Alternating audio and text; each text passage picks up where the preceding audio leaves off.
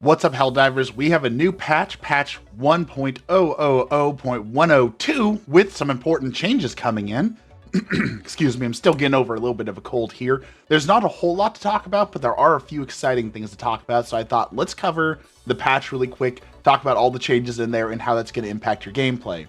So today's patch is dealing with the spawn rate of heavily armored Terminid enemies, as well as the possible play against them. It contains some fixes to UI elements and crash fixes.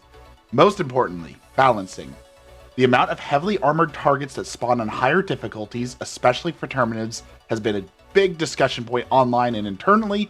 The intent is for groups to have to bring some form of anti-tank capability, but not to the degree previously needed. To that end, we have reduced the spawn rate of Chargers and Bile Titans on difficulty 7 and up. In addition, we have reduced the risk of spawn spikes of Chargers and Bile Titans. Please note that we have changed the distribution of enemy types, not reduce difficulty. Expect the other enemy types to appear in greater numbers instead.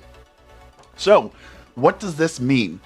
Well, they specifically say that they're going to reduce the amount of Chargers and Bile Titans we're getting, but we're still going to get enemies coming in. So instead of one Charger, maybe we'll get 15 Hunters or 20 smaller units, or maybe more of the Bile Spewers or the little Spitter dudes. What this means, I think, is that the meta is going to shift. Everyone right now brings something like the recoilless rifle, the railgun, EATs, or something to deal with heavily armored units. If we're going to get a massive other spawns, that means we need something to deal with chaff. We're going to need more flamethrowers, which means flamethrower possibly is getting another buff with this, essentially. More useful. The stalwart, being able to move and shoot and clear large amounts of enemies will be super useful. The arc thrower, with its ability to chain reaction to other small units, might see some more play. So I think we're going to see a greater reduction in EAT and reduction in I'm losing it, the railgun, and we're going to see more autocannons, we're going to see more flamethrowers, and we're possibly going to see more recoilless rifles because of the next part. We're humbled by the community's ability to find things like Charger's leg meta in our game, where if you hit the leg, break open the armor, then you can melt it down really fast, right? However, spending your heavy anti-tank weapons on legs instead of the obvious weak point seems counter to expectations. That I agree with, right? It seems weird that they have this giant glowing weak spot on their back, and almost no one uses that because it's more efficient to take out the legs. We are not changing anything regarding the Charger's legs. However, lowering the health of the Charger's head, it should now be a point where a well-placed shot from a recoilless rifle or an EAT instantly kills a Charger. Now, when they say well-placed shot, does that mean it has to be like dead center on the head or just near the head?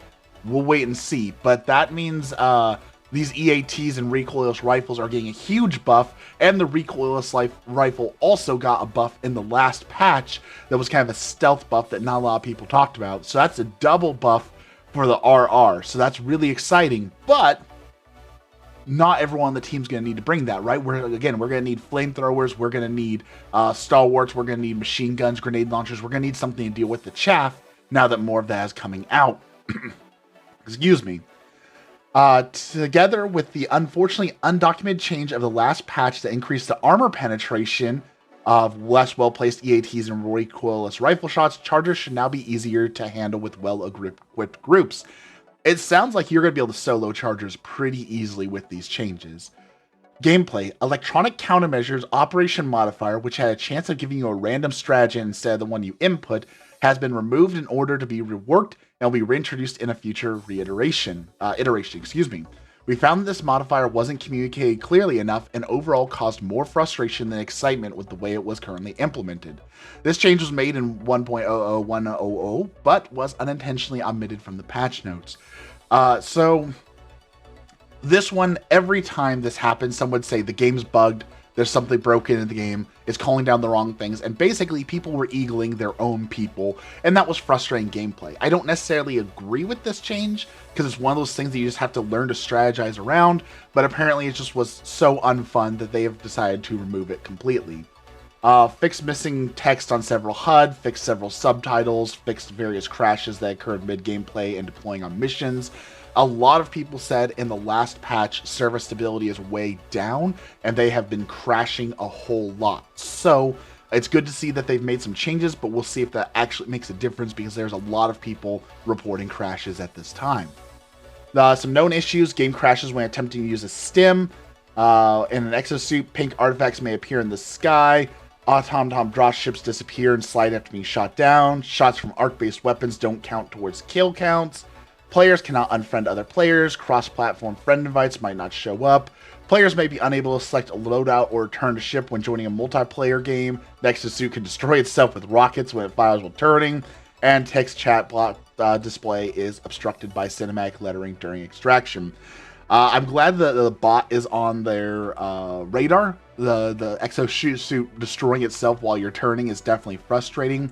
There's also some reports of a big bug that I don't see mentioned here, in that the PS5 version of the game is playing way different than the PC version, that the railgun is a completely different gun altogether depending on what system you're playing on. But when you're playing in crossplay, that means someone in PS5 will be doing more damage with the railgun than someone who's on PC in the same game. Obviously, that's a problem. Now, this is community reports, so we don't know whether or not that's actually true. We don't see anything mentioned here, but last patch notes, they also omitted some things, whether on purpose or accident, we don't know. So it's possible they are aware of that issue and are going to be working on it. So, main takeaway from this is once we play a game, we'll know for certain, but it sounds like stop bringing so much anti-tank and be prepared to bring anti-chaff, as we're going to get swarmed as compared to getting overcharged. So, good luck out there, Helldivers. We'll see you next patch.